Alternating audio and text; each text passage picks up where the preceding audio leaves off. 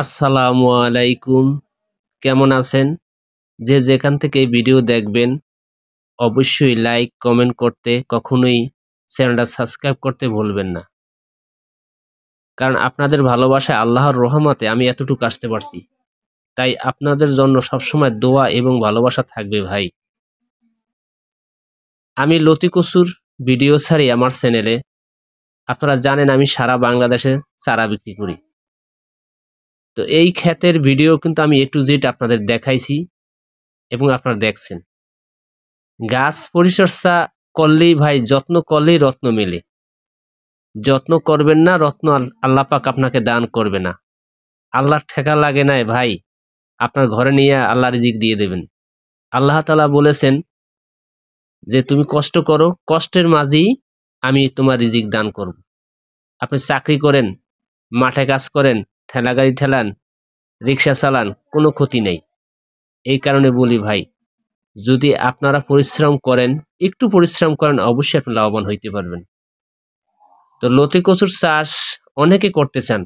আমাদের ভিডিও দেখে আপনারা অনেক আগ্রহীত, নতুন নতুন উদ্যোক্তা আছেন যারা করতে চান। তারা বলেন ভাই আমরা কিভাবে করবো, এটা তো আমরা জানি না। বা আপনি যদি বলতেন ভাই, বলারও কিছু নাই আর দেখারও কিছু নাই।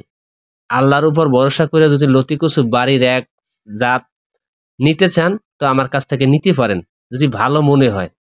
দেখেন ভাই, আমি যে বাংলাদেশে সবচেয়ে ভালো একজন মানুষ তা না, আমি সবচেয়ে নিকৃষ্ট পাপী বান্দা এই দুনিয়ার জমিনে। মানুষের উপকার ছাড়া ক্ষতি করব না, এটা ইনশাল্লাহ 100% গ্যারান্টি। ঠিক আছে? তো গাছ পরিচর্যা ক্ষেত্রে এখানে কিন্তু বড় একটা অবদান, বিশেষ করে কচু গাছের। আপনার যদি জঙ্গল হয়, ফসল কিন্তু হবে না। বিভিন্ন পোকামাকড়ে এই গাছ ক্ষতি করিয়া, আর জঙ্গল হলে কিন্তু অবশ্যই পোকামাকড় হয়। এগুলা কিন্তু মাথায় রাখতে হবে। আপনার যত জঙ্গল তত পোকামাকড়। জঙ্গল পরিষ্কার যত করবেন, কচু ক্ষেত তত ফসল প্রোডাকশন আপনাকে দিয়ে যাবে, আর কচু ক্ষেত ভালো হবে।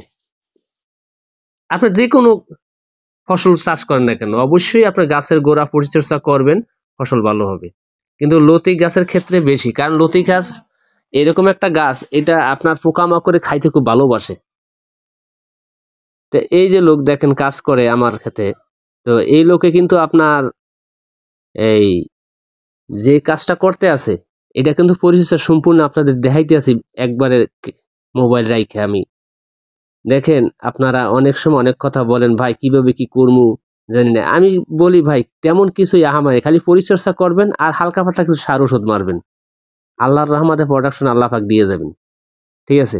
তো A to Z কিন্তু আপনাদের ভিডিও সবসময় দেখানোর চিন্তা ভাবনা করি, এবং আপনারা যদি আমার কাছে চারা নাও নেন, আপনি অন্য একজনের কাছ থেকে আপনি চারা সংগ্রহ করছেন, তাতে কোনো ক্ষতি নেই ভাই। আপনার যদি উপকার করতে পারি, হ্যাঁ, আর আপনি যদি এই দেখা আপনি কোরিয়াগুলোই খান ভাই, কেয়ামতের দিন আল্লাহ তাআলা মনে করেন কেয়ামতের দিন এই রুহুতে সাক্ষী দিবে, কারণ আমি ভালো কাজ করছিলাম। এই কারণে বলি ভাই, আপনারা চারা নেওয়া লাগবে না আমার কাছ থেকে। যদি আপনারা এগুলো দেখে দেখেন, বর্তমানে বাংলাদেশে কিন্তু বাঁশ দেওয়ার জন্য বহুত মানুষ আছে। কিভাবে আপনাকে বাঁশ দেবে সেজন্য কিন্তু আছে, সেজন্য কিন্তু মানুষের প্রস্তুতই থাকে। তা ভাই, আমি বাঁশও দেবো না আল্লাহর রহমতে, সঠিক পরামর্শ দেব। যদি মনে হয় আপনারা আমার কাছ থেকে চারা নিতে চান, নিতে পারেন। বাংলাদেশের সর্বোচ্চ আমি হোম ডেলিভারি দিয়ে থাকি লতি কচু বাড়ির এক।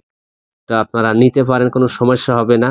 আর এই জাত সংগ্রহ করিয়া লাভবান হইতে পারবেন। তো এই পর্যন্ত রইল, আমার জন্য আপনারা দোয়া করবেন। আসসালামু আলাইকুম, আল্লাহ হাফেজ।